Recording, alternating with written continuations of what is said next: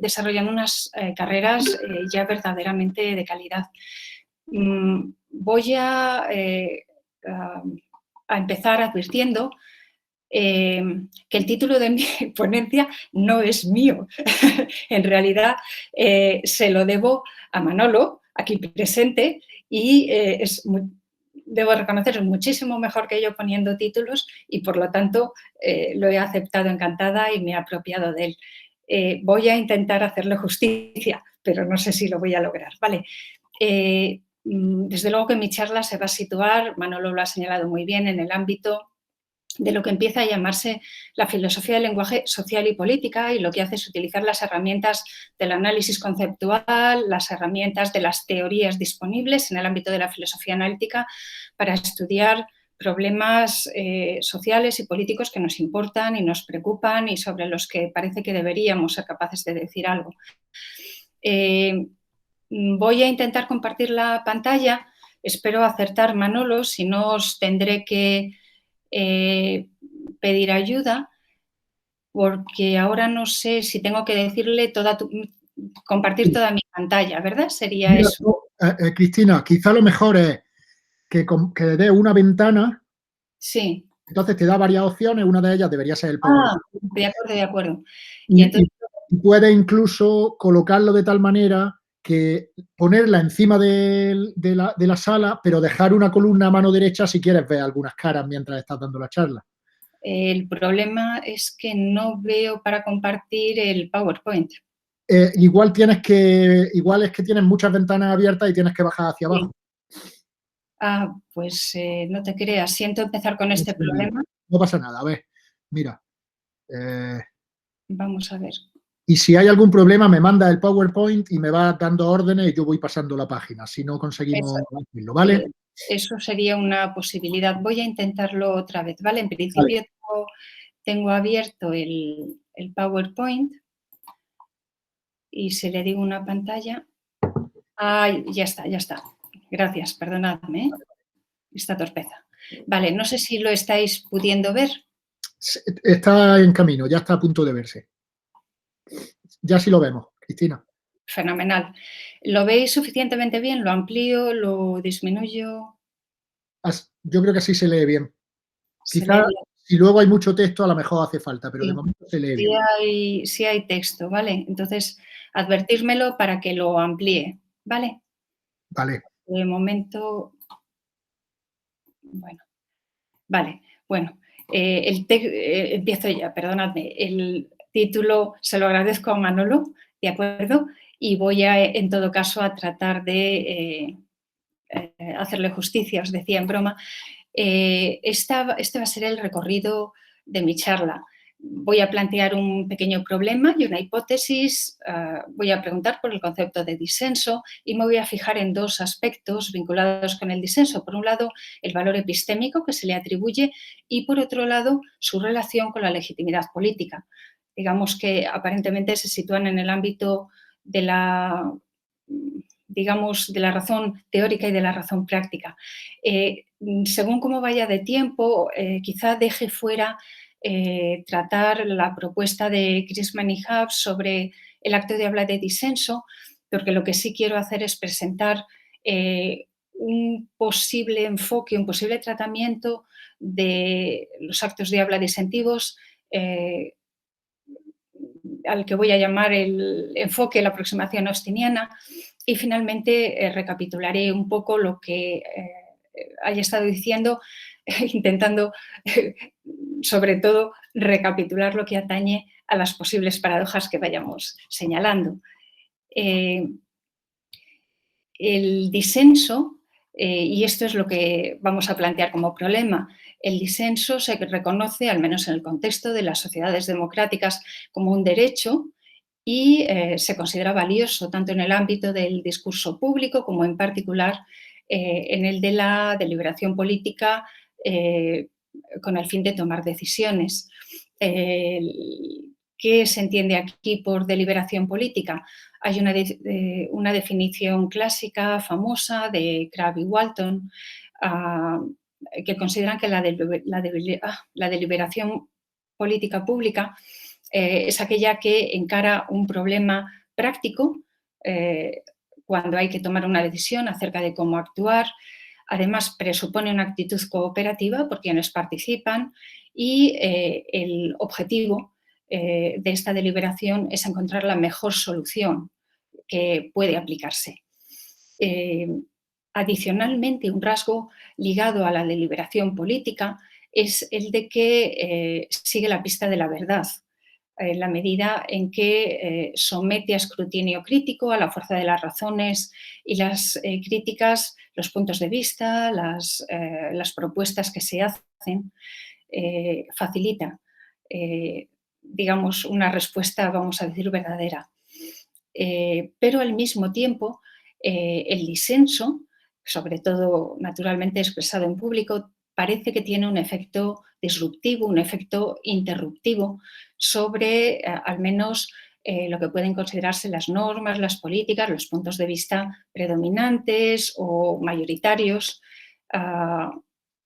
porque de otro modo se podría suponer que hay una especie de consenso subyacente, de consenso presupuesto en torno a ellos. Esta es la primera paradoja, el carácter disruptivo, interruptivo del disenso.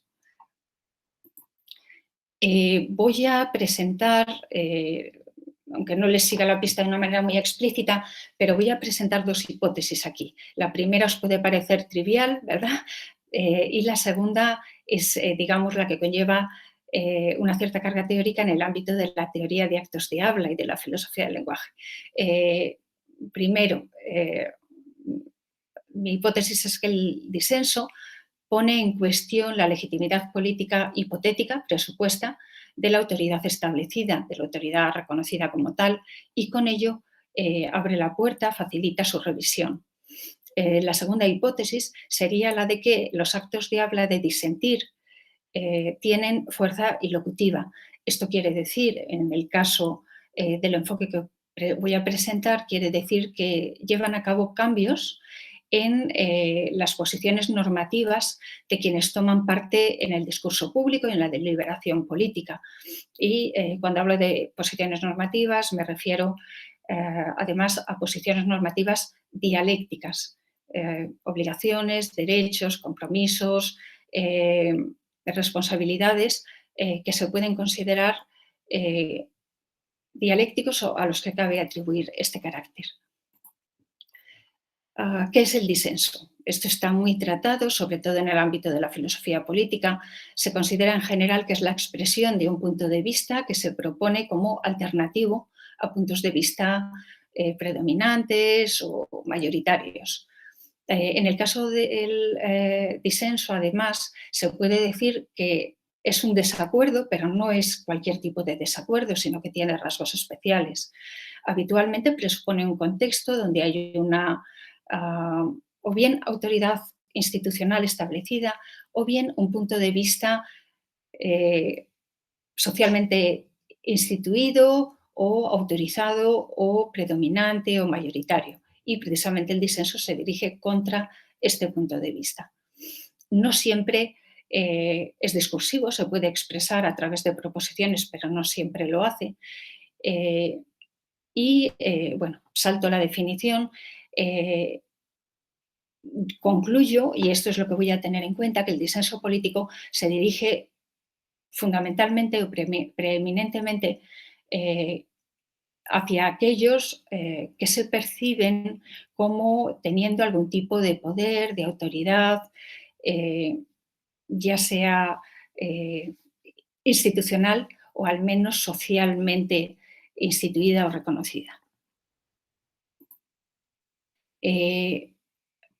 ¿Cuál es el valor del disenso? Y sobre todo, ¿cuál es el valor epistémico? Es habitual tener en cuenta la opinión de Stuart Mill, digamos que con su genialidad habitual señaló que lo único que nos legitima, digamos, para asumir que un punto de vista es verdadero, es el hecho de que hay una completa libertad para contradecirlo, para desaprobarlo, para presentar razones en contra.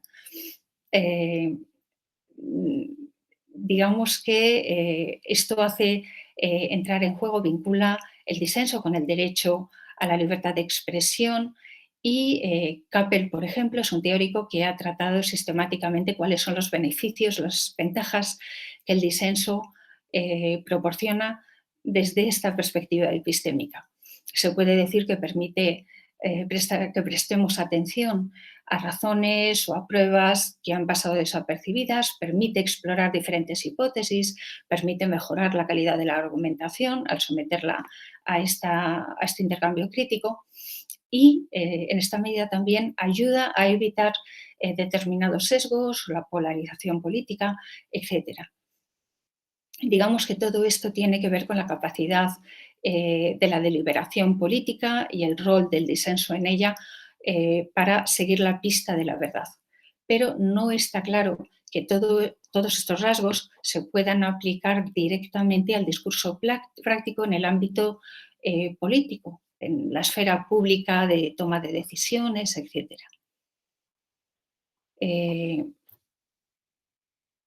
¿Qué relación podríamos establecer aquí en el ámbito, digamos, práctico de la toma de decisiones o de la deliberación política tendente a establecer normas de acción o soluciones prácticas para la acción? Tenemos que tener como referencia las teorías clásicas del contrato social que compartían una tesis.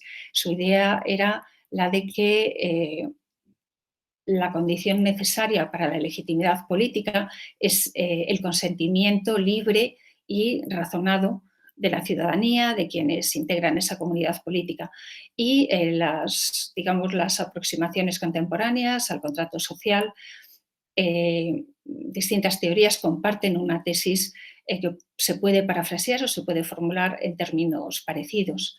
Es el acuerdo de quienes integran la comunidad política el que proporciona legitimidad a los acuerdos o a las normas políticas, prácticas que puedan establecerse en esa comunidad. Pero nos podemos dar cuenta de que esta perspectiva del contrato social está dando, por supuesto, algo que no fácilmente se puede dar por supuesto, que es que existe una esfera pública donde la ciudadanía, con libertad, quienes integran esa comunidad política, pueden dar razones y pueden pedir razones y estas razones pueden someterse a escrutinio crítico como la base del acuerdo que legitimaría las decisiones, los acuerdos, etc. A esta consideración crítica, que es práctica, se puede añadir una segunda consideración teórica, que es la que han formulado las teorías epistémicas de la democracia, representadas pues, de una manera muy reconocida por Slund.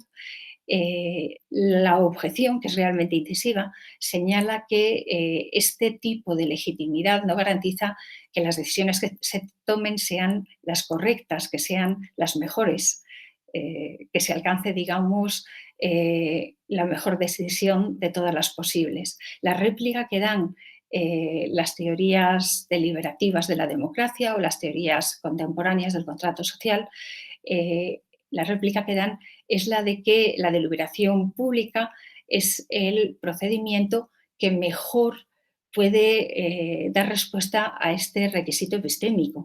Es decir, la mejor manera de identificar la mejor respuesta de las posibles es precisamente a través de la deliberación pública y a través sobre todo, digamos, de la posibilidad de someter a escrutinio crítico y argumentativo las propuestas, etc.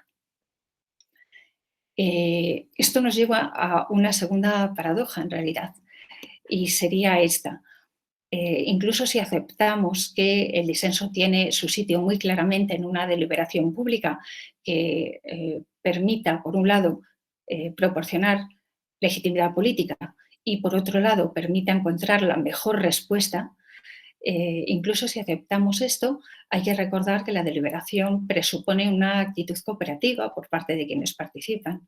Al menos tienen que estar en disposición de participar en ese intercambio de razones y en ese aceptar la crítica y las razones de otras participantes, etc. Pero no está claro que precisamente los puntos de vista disensivos y las actitudes, sobre todo las actitudes disensivas, puedan integrarse en un marco cooperativo. Y esta sería la segunda paradoja. Sobre todo si pensamos en cuáles son las formas de disenso que no son familiares. Recorren un amplio espectro que van desde las manifestaciones callejeras a la oposición institucional en el Parlamento y otras instituciones, incluyen la desobediencia civil, incluyen el activismo y lo que se llama la acción inactiva. La acción inactiva es, por ejemplo, el tipo de acciones que lleva a cabo Greenpeace.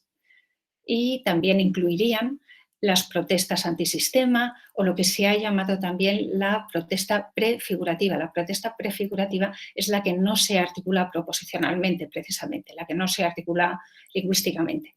Y seguro que podéis pensar, mejor que yo, porque sois más jóvenes, en otras muchas formas de expresar disenso. No todas ellas parece que puedan reconducirse al ámbito del debate público-político y al ámbito de la toma de decisiones deliberativa. Y esto es lo que marca su carácter disruptivo.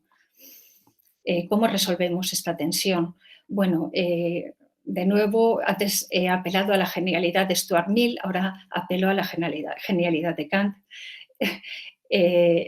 Kant fue consciente de esta tensión, sobre todo fue consciente de la tensión que hay entre un acuerdo, un consenso que proporciona legitimidad política que difícilmente puede considerarse dado, o al menos que sería difícilmente comprobable en la práctica, por un lado, y por otro lado, su idea de que la legitimidad política solo puede proceder de aquí. Y lo que él observa es, primero, que esta presunción de un consenso libre y razonado, razonable, es un ideal regulativo. Esto quiere decir que es una especie de hipótesis contrafáctica, algo a lo que tender, algo que buscar, un ideal deseable, pero es también, y esta es la genialidad de Kant, es también un test crítico. Es decir, permite someter a una crítica lo dado, normas, políticas, prácticas, regulaciones, etcétera, desde este punto de vista. Esto es lo que permite ver en qué sentido mi hipótesis no era tan trivial como podía parecer al principio, mi primera hipótesis. Podemos decir que el disenso es disruptivo porque hace visible la falta de acuerdo real entre la ciudadanía, entre quienes forman parte de una comunidad política, y con ello está cuestionando la legitimidad de la ley, la regulación, la política precisamente a la que, o contra la que se dirige. Y como resultado de ello, puede considerarse que está cuestionando también la legitimidad de la propia autoridad política.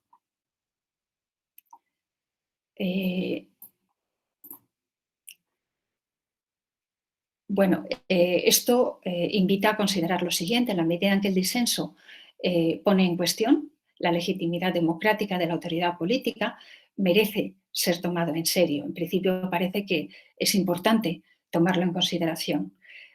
Pero también es verdad que no toda forma de disenso parece merecer la misma consideración. Algunas veces las actitudes disentivas responden a maniobras puramente de autointerés, estratégicas, a veces a pura autoafirmación, esto lo conocemos, ¿verdad? Y también, por otro lado, pueden adoptar formas violentas. Esto ha llevado a algunas autoras, algunos autores a defender que para que el disenso merezca ese tipo de consideración política debería considerarse razonable. Y Capel, yendo un paso más allá, establece dos rasgos para tomar un disenso como razonable. Debe haber autonomía en quienes, digamos, ponen en práctica ese disenso, y además debe ejercerse con un respeto mutuo. El respeto y la autonomía serían los dos rasgos que requeriría el disenso para considerarse razonable y merecer que se lo tome en cuestión. Y yo voy a dar todavía un paso más. que quizá ya supone mucho compromiso, pero yo diría que el disenso es razonable y merece que se lo tome en serio en aquellos casos en los que puede argumentarse a su favor o puede someterse a crítica y podría eventualmente justificarse o criticarse en el ámbito público de la argumentación y la deliberación política. Esto nos lleva a una tercera paradoja que no voy a tratar aquí y entonces, ¿qué pasa con el disenso que no se expresa lingüísticamente, discursivamente y que parece que no podría expresarse así? Esto es, digamos, es una discusión interesante que tiene algunas complejidades y por ese motivo lo tengo que dejar fuera, ¿de acuerdo? Pero después en el turno de preguntas me podéis preguntar si queréis. Bueno, todo esto parece que justifica el hecho de que de momento, al menos provisionalmente, centremos el análisis bajo esta cobertura metodológica de centrarnos en actos de disenso, acciones de disenso, que sí se manifiestan a través del habla, es decir, en el disenso en tanto que llevado a cabo en el habla o por medio del habla. Mm, Voy a resumir muy rápidamente el intento de Chrisman y Hobbes de presentar cuáles son las condiciones constitutivas del acto de habla de disentir, sobre todo porque me parece una propuesta interesante pero fallida y no os voy a aburrir con los detalles de la discusión, pero digamos, como condiciones que constituyen el acto de habla de disentir, Chrisman y Hobbes proponen las siguientes tres condiciones.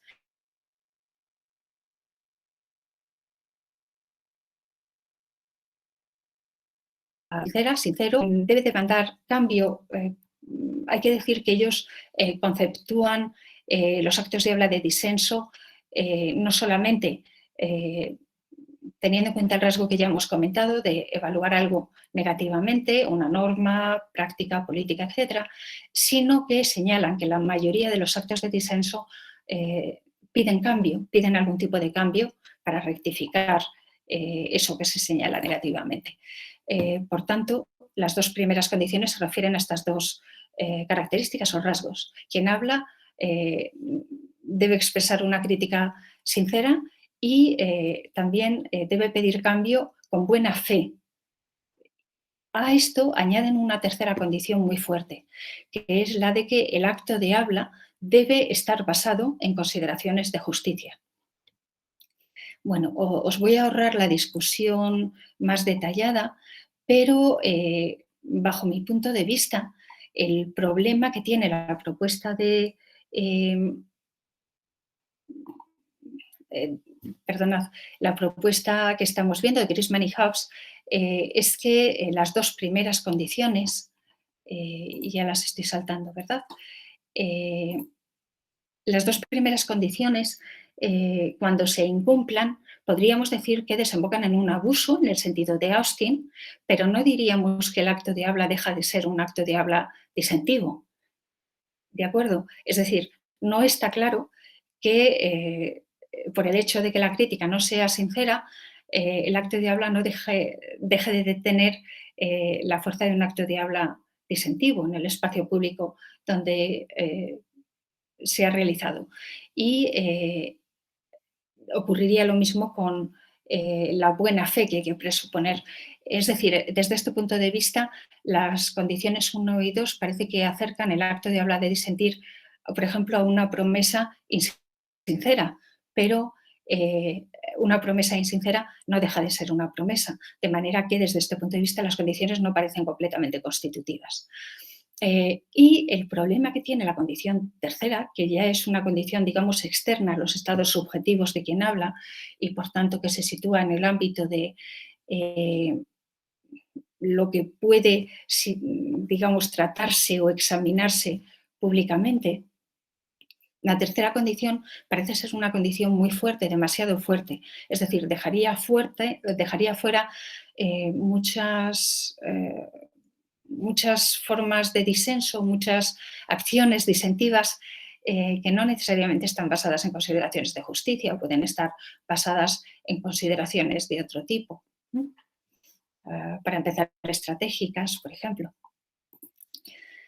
Esto es, de alguna manera, lo que me hace pensar que el intento de Chrisman y Hobbes, aunque es muy interesante, es fallido y es lo que nos deja con 3 preguntas abiertas que en todo caso se van a condensar, se van a resumir en la tercera.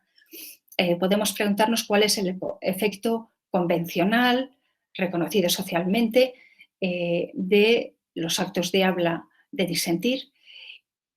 ¿Qué reglas del procedimiento, si nos situamos en el ámbito, digamos, clásico de la teoría de actos de habla, cuáles son las reglas del procedimiento que pueden considerarse verdaderamente constitutivas del acto de habla de disentir? ¿Y qué tipo de acto de habla o qué tipos de actos de habla son los actos de habla de disentir?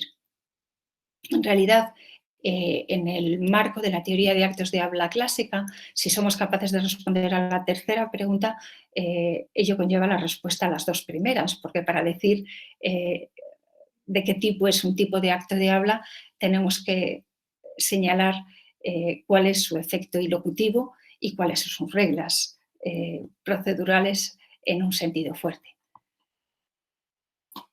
Bueno, el marco teórico, lo que llamo aquí una aproximación, un enfoque austiniano, el marco teórico en el que yo me sitúo y que he tenido en cuenta ya en otros trabajos, no es el mayoritario, debo empezar por decir. Lo que llamo el enfoque austiniano ha sido propuesto principalmente por una profesora italiana, Marina Sfrisà, y ha sido seguido por otros autores y autoras. Se caracteriza por 2 tesis. La primera tesis establece que o hipótesis sería mucho más prudente, ¿verdad?, decir hipótesis. La primera hipótesis lo que establece es que los actos de habla pueden caracterizarse diciendo cómo cambian el contexto interpersonal y social de las personas interlocutoras. Y la segunda tesis o hipótesis dice cómo son estos cambios. En particular, son cambios que afectan a las posiciones normativas de las personas interlocutoras y pueden explicitarse en términos del tipo de obligaciones, responsabilidades, compromisos, el tipo de autorizaciones, derechos, licencias o habilitaciones que las personas se reconocen y escriben mutuamente o bien que se reconocen socialmente.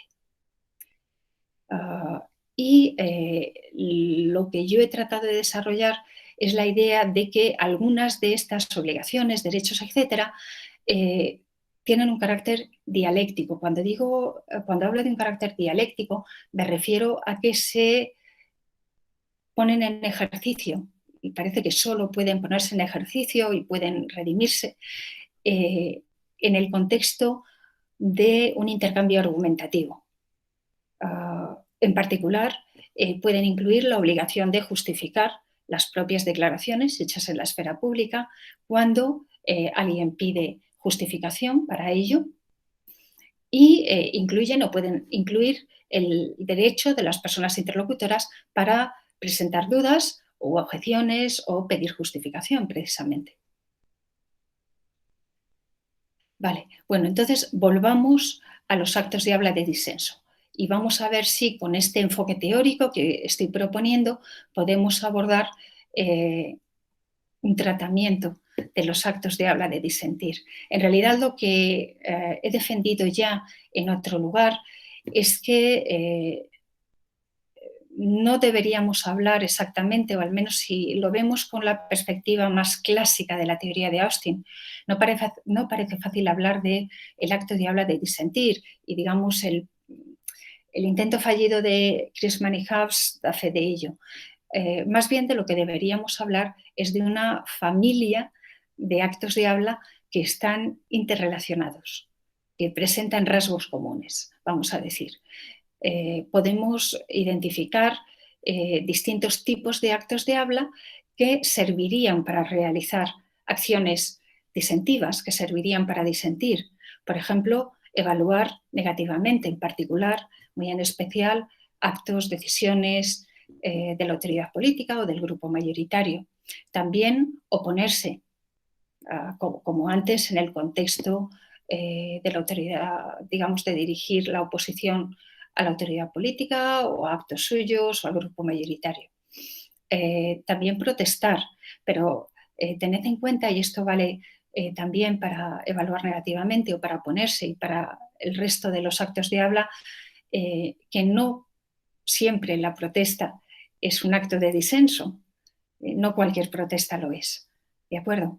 Pero sin duda la protesta puede ser en el ámbito público, en el ámbito de la acción política, puede ser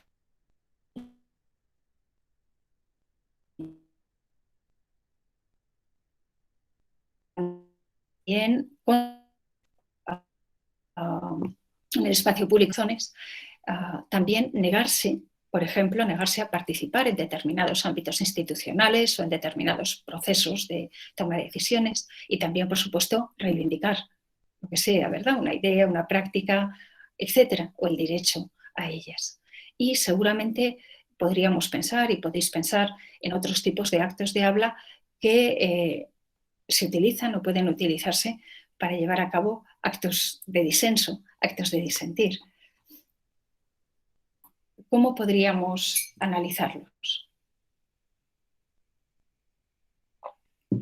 Bueno, esto va a ser un esbozo muy a trazos gruesos y solo indicando un poco la línea de lo que podría ser un análisis más detallado. En realidad lo que creo, y por eso no me he esforzado más aquí, es que un análisis más detallado tendría que ir caso por caso, digamos. Pero en cada caso particular habría que tener en cuenta el contexto más concreto, quiénes son las personas interlocutoras, cuál es el ámbito de la comunidad política que se está considerando, cuál es el proceso previo que da lugar al intercambio, etc. Pero de manera muy general, evaluar es lo que Austin llama un acto de habla judicativo y como tal acto de habla adjudicativo, podemos decir que compromete a quien habla, al menos a proporcionar las razones, las pruebas, etcétera, que prestan respaldo a su acto de habla, a su evaluación. Además, podemos decir que autorizan, habilitan o dan derecho a las personas interlocutoras a precisamente preguntar por esas razones, esas pruebas, también si aceptan la evaluación, a proferir otros actos de habla que precisamente encuentren apoyo en el primero o a manifestar dudas, a presentar objeciones o contraargumentos. En el caso de protestar o pedir cambio o reivindicar, el tratamiento clásico los sitúa como actos de habla ejercitativos. Los actos de habla ejercitativos son aquellos que consisten en ejercer algún tipo de autoridad, poder, derecho o influencia, o bien abogar por ellos, o también abogar por un cierto curso de acción, o puede ser un acto de tomar una decisión también. Nos podemos fijar en el caso de protestar o en el caso de la protesta. La protesta presupone que quien habla de alguna manera cuenta con algún tipo de legitimidad, autorización, habilitación para proferir su propuesta. Es decir, que tiene motivos o razones para ello. Además, y por esto es un acto de habla ejercitativo, atribuye algún tipo de obligación o responsabilidad a las personas interlocutoras, que están, un tipo de obligación o responsabilidad que está vinculado precisamente como mínimo con tener en cuenta, tomarse en serio los motivos o razones de quien habla y, en su caso, de actuar en consistencia, en coherencia con ello. Y podríamos ofrecer análisis similares también para los otros actos de habla. Negarse es también un ejercitativo en la medida en que es un acto de tomar una decisión. Me niego a hacer eso, estoy tomando la decisión de no hacer eso. Y en esta misma medida es también un acto de habla ejercitativo y sería susceptible de un análisis similar. Digamos que el punto en común es que transfieren una obligación, compromiso, etcétera, a las personas interlocutoras, una responsabilidad. En el caso de oponerse, hay que decir que Austin lo señala como compromisivo. Y los compromisivos, obvio es decirlo, ¿verdad?, comprometen a quien habla a actuar de una determinada manera o a un curso de acción determinado. Algunos compromisivos parecen muy cercanos de algunos ejercitativos. Parece que, por ejemplo, oponerse podría estar cerca de pedir cambio. Pero en el caso de oponerse en tanto que compromisivo, parece que se crea una expectativa legítima, es decir, parece que las personas interlocutoras adquieren una expectativa, un derecho a esperar que quien habla se comporte de una determinada forma después, que sea consistente con su oposición, con la oposición que ha ejercido, que ha manifestado. Contraproponer no aparece en el trabajo clásico de Austin y considero que aquí habría que diferenciar si la contrapropuesta se formula en un contexto deliberativo o fuera de un contexto deliberativo. Si la contrapropuesta se formula en un contexto no deliberativo, en ese caso tendríamos que verlo como un ejercitativo, como un acto de habla ejercitativo, en la medida en que se parece a una invitación, a una oferta, aunque ejercida con un cierto énfasis, ¿verdad? Pero en este sentido, digamos que por un lado comprometen a quien habla con un determinado curso de acción y por otro lado ejercen un cierto poder o influencia para que quien escucha adopte un curso de acción. Bueno, si intentamos poner junto todo esto, lo que podríamos decir es que hay diferentes tipos de ilocuciones, diferentes tipos de actos de habla.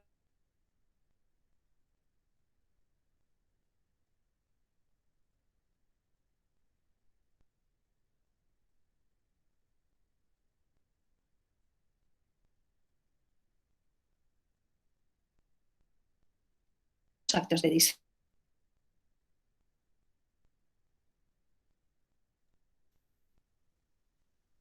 Te hemos perdido, Cristina, hace unos 30 segundos. Estos dos comunes. En primer lugar, los de habla disímil tiene la fuerza de... ¿Perdona, Manolo? Que te hemos perdido hace medio minuto, cuando has empezado con la última transparencia. ¿Me estáis escuchando ahora? Sí, ahora perfectamente. Vale, pues lo siento, nada. Decía, ya estoy avanzando hacia el final, ya me queda muy poquito. Decía que lo que podemos concluir, espero, de mi discusión precedente, es que puede hablarse de una familia de actos de habla que es, digamos, conjuntamente la que permite realizar actos de habla disentivos, que permite realizar actos de disenso, debo decir, y hablaríamos de familia aquí porque estas ilocuciones presentan rasgos en común. El primer rasgo en común sería el de producir un efecto que es el de cuestionar la autoridad establecida, como he defendido antes, y la legitimidad la legitimidad democrática o bien presupuesta de esta autoridad. ¿En qué medida este efecto es convencional? Bueno, en la medida en que depende de que esté reconocido socialmente. Y además, un segundo rasgo que me parece muy importante señalar y que de alguna manera se sigue del anterior y de alguna otra cosa que he dicho, es que los actos de disenso son actos de habla relacionales. En la medida en que solo tienen sentido, solo se podrían realizar, como se pueden reconocer como actos de habla de disentir, cuando están interrelacionados con un acto previo procedente de la autoridad política o del grupo predominante, etc. Perdona. Vale. Además, aunque lo hemos visto muy esbozadamente y habría que detallarlo, los actos de disenso tienen fuerza ilocutiva en la medida en que introducen cambios en las posiciones normativas de quienes participan, incluyendo sus obligaciones y derechos dialécticos. Y he sugerido ya de qué tipo serían estos en contextos deliberativos, pues la obligación dialéctica de quien habla de justificar su declaración o una responsabilidad correlativa por parte de la autoridad política de tomarse en serio ese acto de habla disentivo. Y si esto es correcto, entonces podríamos decir que el derecho al disenso público no solo se basa o no solo encuentra fundamento filosófico, teórico, en sus ventajas epistémicas, que es lo que destacaba Stuart Mill, sino que también se sigue de las expectativas de legitimidad que se atribuyen a la autoridad política como mínimo en una sociedad democrática. Claro, ¿qué ocurre cuando una sociedad no es democrática? Bueno, ahora me refiero al final a ello. Vale. Voy a recapitular ya. Hemos ido señalando algunas paradojas y qué es lo que he apuntado o qué es lo que hemos dicho sobre ello. Nuestra primera paradoja era que el disenso público es valioso en la medida en que parece que ayuda a este esfuerzo en pos de la verdad, pero al mismo tiempo tiene un efecto interruptivo, disruptivo sobre el consenso presupuesto político subyacente. Lo que hemos observado es que efectivamente el disenso pone en cuestión la legitimidad política supuesta, presupuesta o hipotética de la autoridad establecida y con ello facilita la revisión crítica de esta autoridad o de lo que emana de esta autoridad. La segunda paradoja se refería al hecho de que la deliberación pública política presupone una actitud cooperativa por parte de quienes participan. El disenso no parece claramente movido por una actitud cooperativa o al menos parece haber una cierta tensión conceptual aquí. Lo que hemos dicho es que el habla disentiva tiene fuerza ilocutiva en la medida en que introduce cambios en las obligaciones, en particular en las obligaciones dialécticas y los derechos dialécticos de quienes están tomando parte en el discurso público. ¿Qué se sigue de esto? Bueno, se sigue de esto que si no se asumen estas obligaciones, si no se respetan los correspondientes derechos, entonces el resultado tendríamos que decir que es un acto nulo o vacío. Esto querría decir, no se está disentiendo, no se está realizando un acto de disentir, o bien que lo que se está realizando es un acto abusivo, como las promesas insinceras o las protestas no motivadas que veíamos antes. La tercera paradoja es la que he dejado fuera, ¿verdad? ¿Qué ocurre cuando el disenso se expresa en una forma no discursiva e incluso no podría expresarse así? Esto es lo que tiene su propia discusión compleja. Y todavía podemos identificar una última paradoja, que es la que he insinuado antes.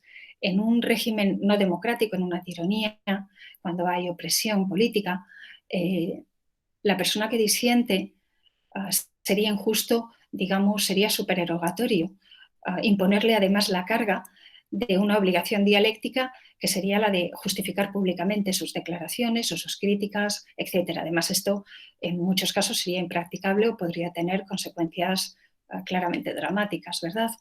Bueno, la sugerencia que se puede hacer aquí pasa por introducir una noción que no he mencionado hasta ahora, que es la de lo que se llama justificación metadeliberativa. La justificación metadeliberativa es aquella que se puede alcanzar fuera del contexto de la comunidad política, fuera del contexto del orden social y político, donde tiene lugar ese acto de disenso.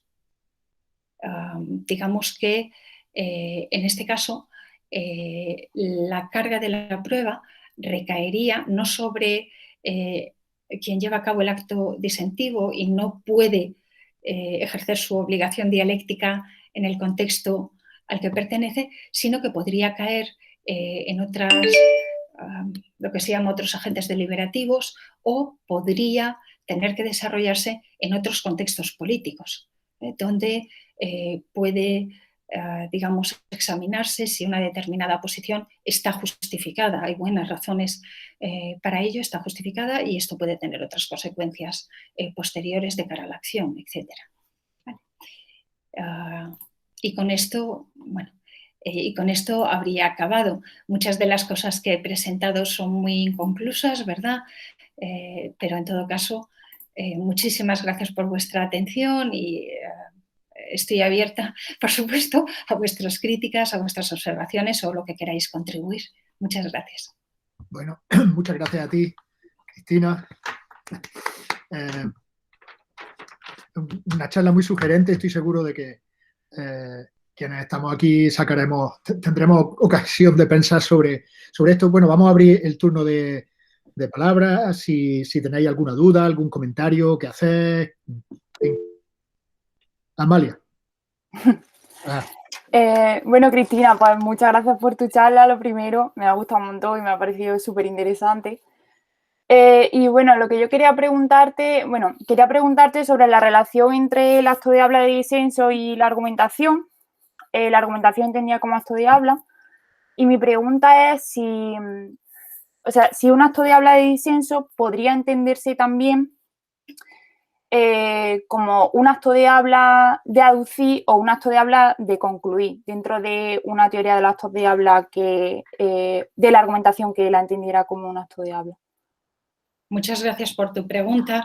Tendré que pensar en ello, pero así, de manera improvisada, lo que sí se me ocurre es que, en principio, los que he propuesto como ejemplos de actos de habla de disentir no son en sí mismos argumentativos. Es decir, evaluar negativamente o reivindicar o contraproponer en sí mismo el acto de habla no es un acto de habla de argumentar, pero en la medida en que, en esto tengo que ser consistente, en la medida en que conlleva obligaciones dialécticas o derechos dialécticos,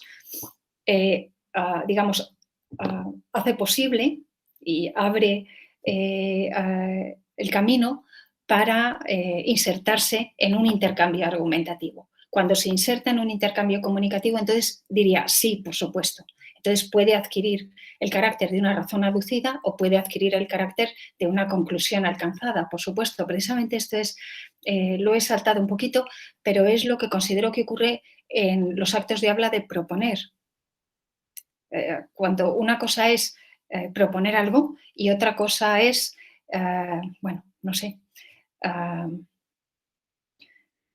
vamos a conquistar el cielo o vamos a irnos de vacaciones a la montaña.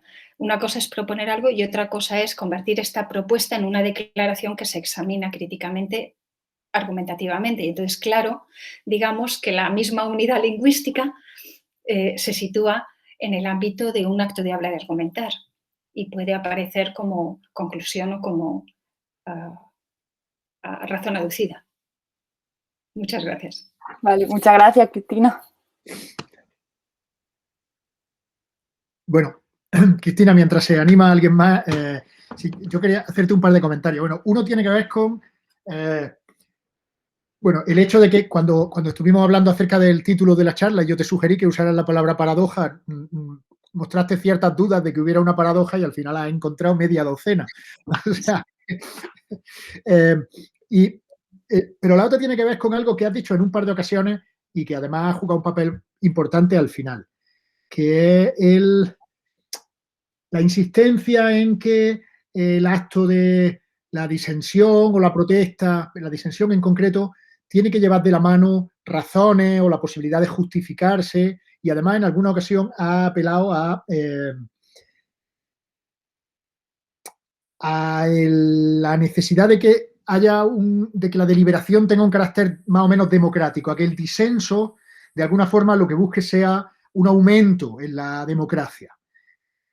A ver, esto me surge en duda porque, aunque por una parte estoy convencido de que las personas razonables, cuando disienten públicamente, cuando disienten en cuestiones políticas, disienten buscando más democracia, pero no me parece que haya que dejar fuera del acto de habla de disentir gente que haga lo contrario, gente que disienta en un contexto democrático, pero que su protesta persiga menos democracia. Por ejemplo, por poner un ejemplo un poco, por simplificar un poco un ejemplo, Sócrates suicidándose podría entenderse como alguien que está realizando un acto no discursivo de disentir contra la democracia. Es decir, que el hecho de que el disenso porque tú el ejemplo que has puesto al final es a alguien que no puede disentir precisamente por estar en un contexto no democrático. Pero ¿y el caso contrario? Alguien cuyo disenso, cuya protesta, lo que persiga sea menos democracia. Podemos tener razones democráticas y morales para encontrarlo repugnante, pero de ahí a dejar de clasificarlo como disenso, me parece que hay un salto. Y lo mismo diría con respecto a la necesidad de la justificación y de dar razones. Aunque en muchos casos parece que disentir sin ofrecer razones o sin contraproponer algo no lleva muy lejos, pero yo no restringir, o sea, no veo clara la razón para restringir nuestra concepción del disenso a lugares en los que, a ocasiones en las que se puedan dar razones, en las que uno se pueda justificar, en las que tengamos la obligación de proponer algo, a proponer una alternativa y sobre todo que el disenso, si no es democrático, deja de ser disenso. Me gustaría saber, o sea, ¿qué piensas sobre esto? Sí, es verdad que en mi presentación tiene mucho peso, digamos, este marco ideal de la democracia deliberativa, pero vamos a poner un ejemplo cercano y un poco extremo, determinados actos de protesta callejera antisistema. Diríamos que son actos de disenso, de disentir. Entonces tendríamos que preguntar, ¿y de qué disienten? O tendríamos que preguntarles, ¿de qué disentís? ¿Con qué no estáis de acuerdo? Y ver si lo articulan o no lo articulan. Porque estoy de acuerdo contigo en que no todo el disenso se integra o se puede integrar fácilmente, puede dar el paso fácilmente. No toda persona que disienta puede dar el paso, está dispuesta a dar el paso de integrarse en esta deliberación cooperativa, pero tampoco se puede identificar el disenso, por ejemplo, con expresar una queja personal. Quien protesta simplemente porque algo no le gusta o porque no sirve a sus intereses, no está disintiendo, está simplemente quejándose o protestando. Entonces, parece que cuando hablamos de disenso hay un plus aquí, una carga mayor, digamos, en términos de a qué está obligada la persona que disiente, a qué tipo de responsabilidad u obligación hace entrar en juego hacia la persona interlocutora y qué tipo de derechos mutuos tendrían que reconocerse para que pudiéramos hablar de que el acto de habla ha sido un acto de disentir. Pero esto que planteas es muy interesante porque obliga a diferenciar aquellos casos en los que hay una actitud de, digamos, de rechazo voluntario a integrarse o aceptar dar razones, por ejemplo, alguien que se niega a dar razones y simplemente quema contenedores. Esto de otros ejemplos que se han propuesto, donde exigir que la persona o que quienes disienten, el grupo que disiente, exprese, verbalice su disenso, es también supererogatorio. Se suele poner como ejemplo el caso de algunas poblaciones nativas, pongamos en América Latina o en África, donde, digamos,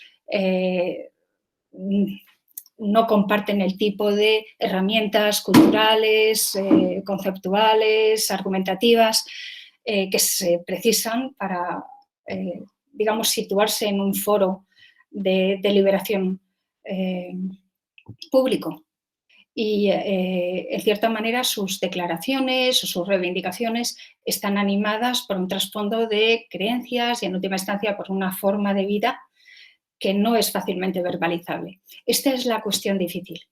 Si una determinada población se niega a que talen el bosque próximo a donde está su asentamiento y apelan, porque es lo que consideran que pueden hacer, apelan a determinadas creencias religiosas.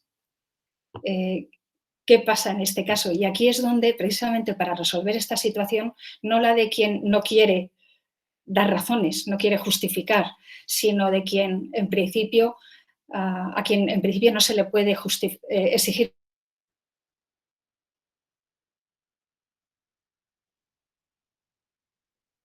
operativa.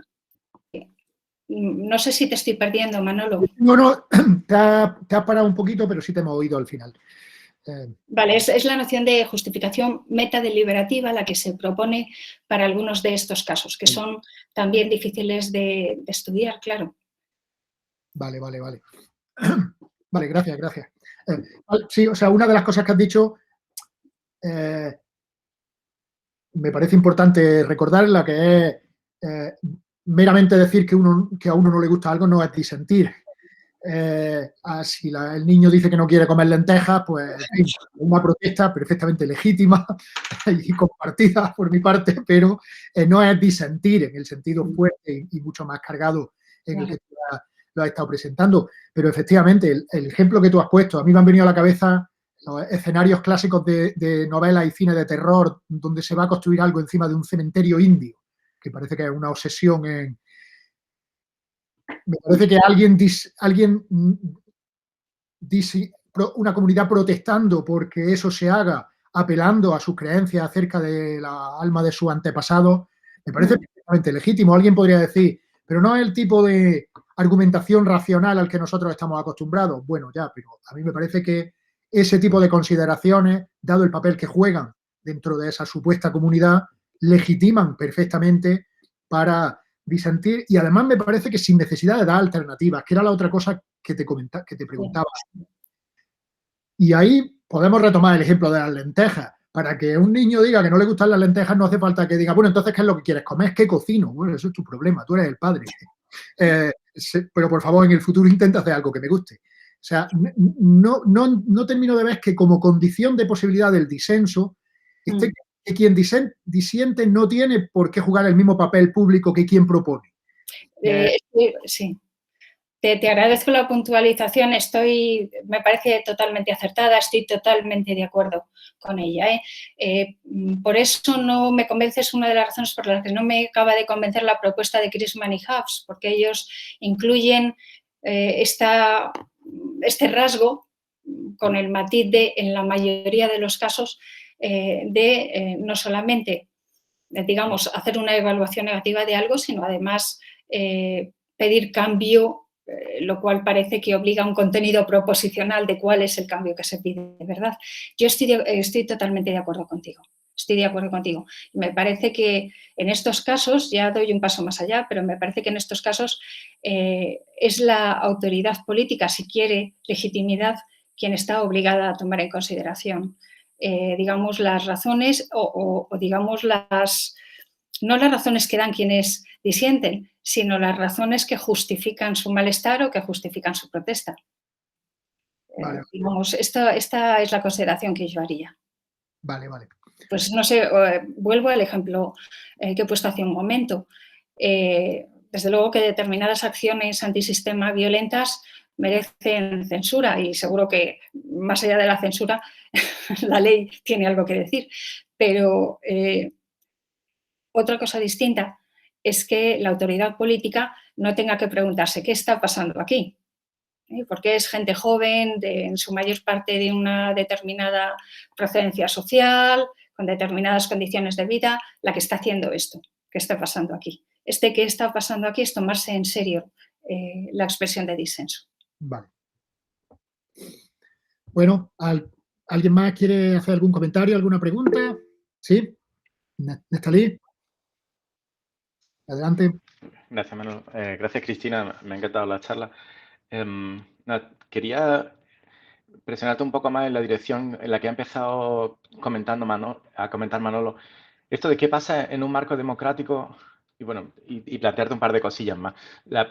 En relación con lo que ha dicho Manolo al principio de su intervención, o sea, ¿qué pasa en un marco democrático cuando hay protestas o expresiones de disenso cuyo objetivo es razonablemente describible como la disminución de derechos a determinados grupos? O sea, el disminuir el carácter inclusivo del sistema político. ¿Sería razonable pensar? Estoy pensando en las manifestaciones contra el matrimonio homosexual, por ejemplo. Yo no digo que sea así, pero es posible describir ese tipo de manifestaciones como manifestaciones que tienen como objetivo o como unas consecuencias de la consecución de sus objetivos podría ser disminuir la participación de determinados colectivos dentro del... Eso parece que es un objetivo que va contra el ideal democrático liberal de un sistema tanto más democrático cuanto más inclusivo resulta con respecto a cuántos agentes pueden participar en condiciones iguales. Entonces ahí parece que tendríamos un acto de disenso o un acto de protesta. Quizás no es un acto de disenso, pero cumple con otro cumple con otros de los rasgos de lo que has descrito. Por estirar un poco el primero de los ejemplos que estaba poniendo Manolo. Si quieres te hago las dos preguntas y me contestas a todo. Sí, adelante, Nestalí, si quieres. Vale, pues nada, pues esta era una de ellas. La segunda tiene que ver también con la noción de disenso. Te pongo un poco de contexto de esto. Hace poco tenemos un grupo de lectura en el que estamos comentando After Virtue de MacIntyre. Y MacIntyre hay un pasaje, en el capítulo 6, me parece, o en el 7, en el que él viene a decir que la protesta, los casos de protesta en la actualidad, a finales de los 70 o en los 80, no tienen ya sentido porque se han perdido los estándares comunes y que las protestas son simplemente como pataleos de niños pequeños. Pero precisamente hay una cosa que me llamó la atención y es que ya no tienen sentido porque sin esos estándares comunes no pueden servir al propósito de participar en esta especie de argumentación colectiva, que es lo que uno debería esperar de las protestas, que a MacIntyre le parecían bien. Y recuerdo que en nuestra reunión teníamos un rechazo bastante fuerte hacia esta posición de MacIntyre. No solo hacia el diagnóstico de que las protestas se hubieran vuelto pataleos de niños que no saben lo que hacen, sino también hacia esta idea de que una protesta, para tener sentido dentro de un marco democrático, tuviera que presentarse como un paso argumental dentro de un proceso de deliberación colectiva. Nos parecía que quizá eso era exigir demasiado a un acto de protesta. Yo sé que aquí la diferencia importante es entre el acto de disenso y otros tipos de protesta. Pero no obstante, me gustaría estirar un poco más la posibilidad de que haya actos de protesta que no termino de ver por qué no deberían considerarse actos de disenso, cuyo objetivo, al menos primordial, no sea la contribución con un paso argumental a esta deliberación colectiva. Estoy pensando en casos como los siguientes. Si no partimos de que estamos en un marco de comunicación ideal y partimos de la idea de que las formas lingüísticas están desigualmente distribuidas en un marco socionormativo, puede que haya actos de protesta cuyo objetivo sea visibilizar determinados nodos de ese espacio socionormativo que están generalmente olvidados. Y que el rechazo a determinadas alternativas gubernamentales simplemente tenga la función prioritaria de visibilizar esos nodos. Yo no termino de ver por qué eso no debería ser considerado un acto de disenso. A lo mejor basta con que sea un acto de protesta, ¿no? Pero no, desde luego yo no exigiría que hubiera razones ni que esto se pudiera interpretar como un movimiento argumentativo en un proceso de deliberación colectiva.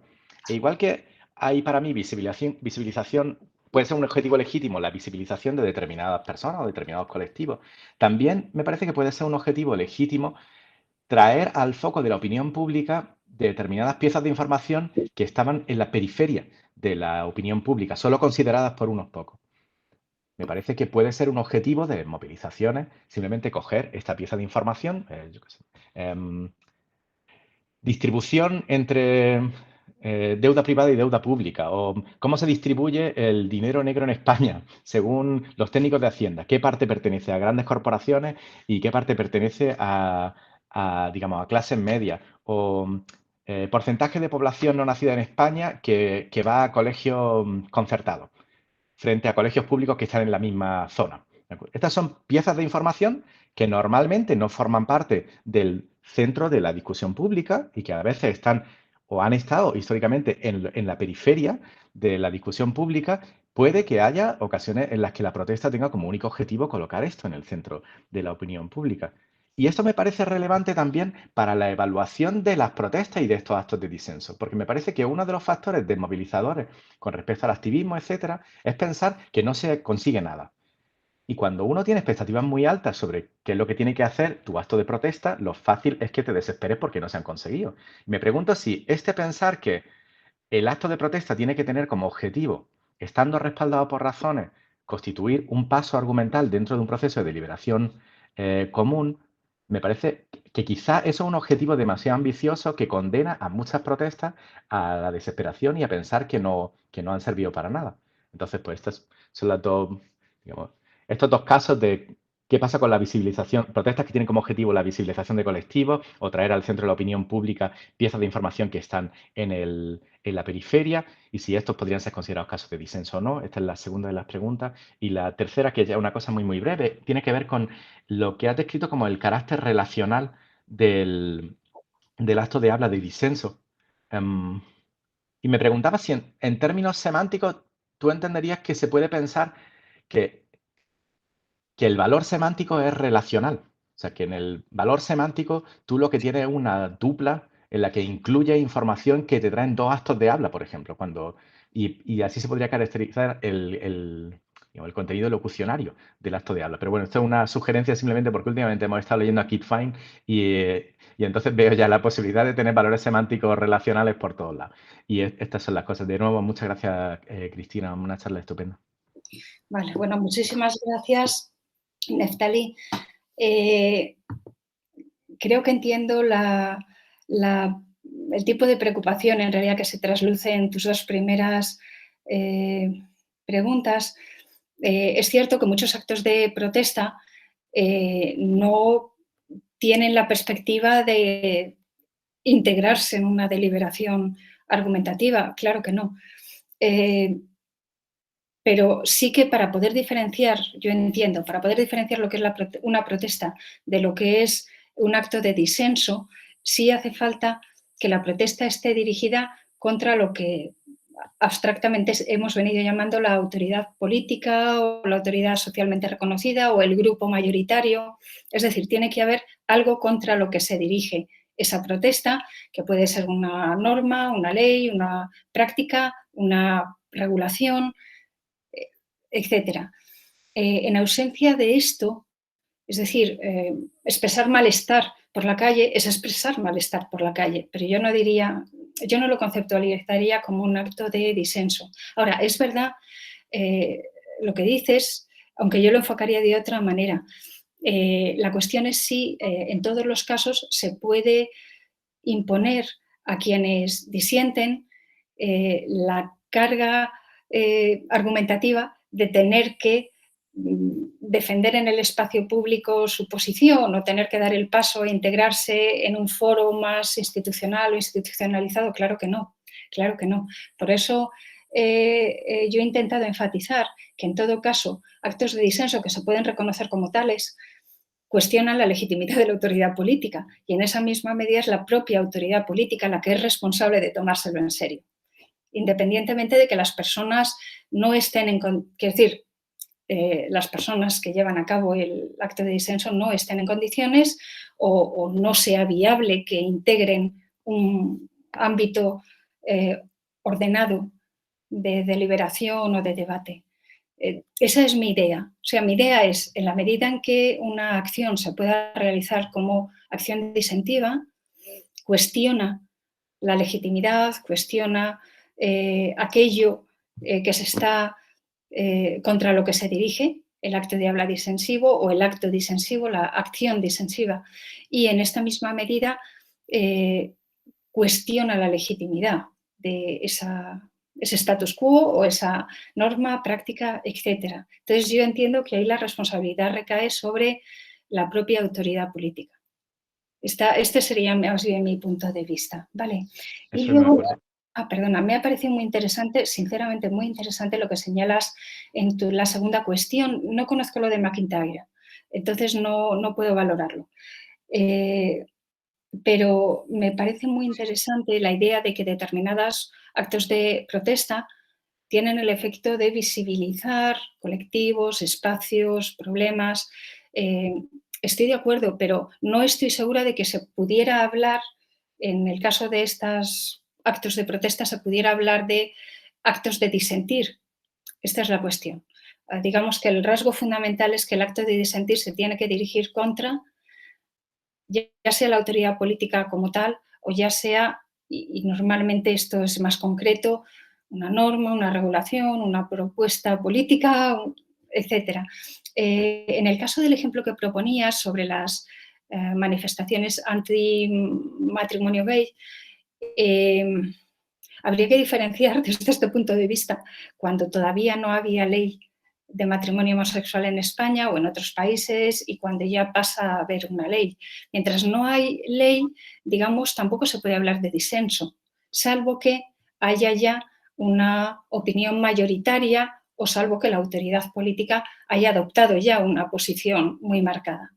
Y en ese caso sí, porque ya hay, digamos, un grupo predominante, mayoritario, contra el que se dirige el disenso. Pero cuando las partes están más o menos a la par, entonces yo no hablaría aquí exactamente de disenso. Desde luego que hay,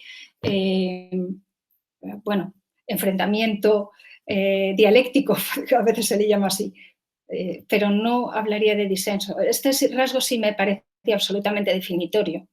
Digamos que demarca claramente otro tipo de acciones de la acción de disentir, y es que pueda identificarse una autoridad política reconocida, un grupo preeminente, incluso dentro de un grupo puede haber, digamos, un grupo líder que pueda identificarse esto y la acción disentiva claramente como algo que se dirige en contra de esa corriente mayoritaria, de esa acción de la autoridad, etc. Esto sí me parece realmente determinante. Bueno, muchísimas gracias, Nestalí, por las preguntas. Para que no parezca que no puedo contestar, lo digo, no puedo contestar a tu tercera pregunta, Nestalí. Te confieso que cuando hablo de actos de habla interrelacionados, lo estoy viendo siempre desde una perspectiva pragmática del tipo de acto de habla que se realiza, sinceramente. Entonces, no se me había ocurrido entrar en el detalle de y qué pasa con las condiciones semánticas, pero seguro que es un análisis que puede llevarse a cabo. No estoy segura de si con la máxima generalidad. Aquí lo que se me ocurriría es que a lo mejor hace falta tener en cuenta, como antes os decía, un poco analizar los casos, pero me parece una sugerencia muy interesante, desde luego. Bueno, pues si os parece, con esto cerramos estas 2 jornadas de Escuela de Invierno del Máster, donde hemos presentado el máster y un itinerario. Yo quiero agradecer a toda la gente que ha asistido, a la gente que ha participado dando charlas o hablando esta mañana de su experiencia en el máster. Yo creo que ha sido muy interesante y muy útil, y confío en que la gente que se está planteando si hacer el máster el año que viene o no, pues ya no le quepan más dudas después de estar 2 estupendos días que hemos tenido. Así que muchísimas gracias a todo el mundo, gracias a ti, Cristina, por tu charla. Gracias a vosotros y a vosotras. Y hasta la próxima.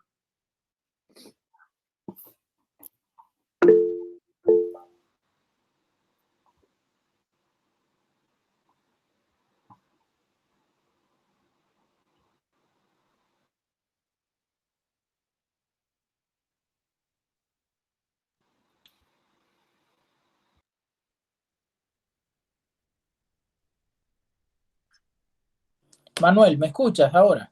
Te escucho, sí. Perdón, que estuve hablando con el micrófono apagado. Mira, yo soy del doctorado de filosofía. Ajá. Participé de esto simplemente para nutrirme de las charlas y de hecho me ha gustado mucho. Y no sé si habrá la posibilidad de que se dé alguna constancia de que estuve aquí, porque le manifesté a mi director que iba a tomar estas horas estos días. Claro. ¿Quién es tu director? Perdona. Es Sergio Rodero. Yo soy de filosofía teórica. Vale, pero ¿dónde estás haciendo tu doctorado? Perdona. En Salamanca, aquí en Salamanca. Claro. Vale. Eso es que no. Pues mira, mándame un correo, te escribo aquí en el chat mi dirección. Vale. Mándame un correo y me lo recuerda, y yo te escribo un certificado de asistencia. Claro, tú estuviste ayer y hoy ese es mi correo. Vale, perfecto. Un correo, ya está, sencillamente pues para que en el correo me salga tu nombre y decir que has asistido y participado en estas 2 jornadas, y adjunto el programa, o el programa posiblemente lo tengas tú. Sí, lo tengo. Yo tengo el programa porque el profesor Moldovan me lo facilitó. Pues ya está. Vale. tú se lo pasas a tu programa de doctorado para que les quede constancia de que has participado en esta actividad. Pues ya está, escríbeme y yo en los próximos días te mando el certificado. Bueno, muchas gracias, encantado. Hasta luego. Hasta luego. Bueno, se ha grabado todo esto, pero bueno, no pasa nada, ¿no? No pasa nada. Hasta luego.